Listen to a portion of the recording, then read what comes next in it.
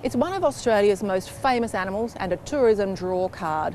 But the fact is, few of us are ever likely to see a koala in the wild. That's because their numbers are in serious decline. One colony in southern New South Wales is even on the verge of being completely wiped out. But a network of scientists and educators are investigating new ways to protect the fragile species. McClaren sent this story.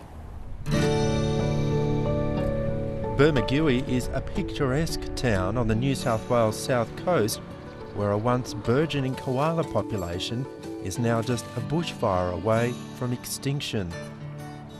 Just outside of town is The Crossing, an education trust teaching young people about how to protect the wilderness areas that are home to this declining species.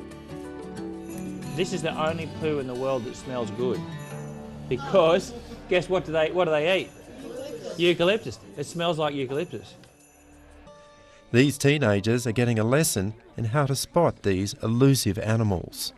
There's been some scientists, they've studied this, they've gone to thousands of trees, they've looked for koalas, and they worked out that if you search 1 metre from the base of the tree all the way around, you have a greater than 50% chance of finding evidence of koalas if the koala has been in the tree.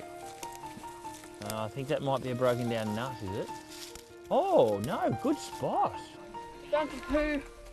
Wombat poo? Quite likely. It's pretty demanding work sometimes doing this, day after day, looking for koalas.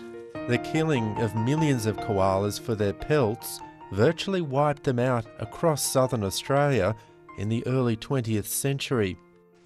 When the United States eventually banned koala fur imports in 1927, the practice came to an end.